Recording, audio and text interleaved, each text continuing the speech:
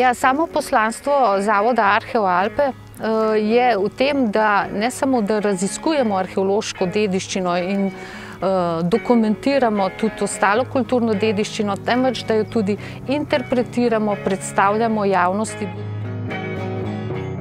Kakšno zgodbo ima ta jantarna jagoda? Prvič, kako je nastala, kdo je odsekal prvi tisti jantar, kdo je to s kroglico naredil, kako je ta kroglica po tej jantarni poti očitno prišla tako daleč iz severa tukaj v naše območje, kdo jo je nosil in kako je potem končala tam v zemlji in počakala potem na najditelja.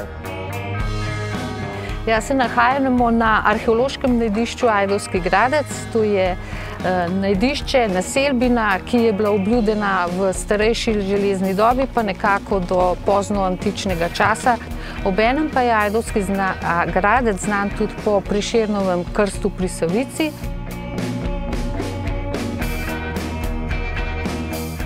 Mi kulturne dediščine ne spravljamo samo v muzeje, ampak jo seveda tudi živimo. In recimo tak lep primer je to Fožnarsko polje na obali Bohinjskega jezera, kjer mi že v bistvu stoletja ohranjamo to polje in nikoli nismo podlegli nekemu pritisku kapitala.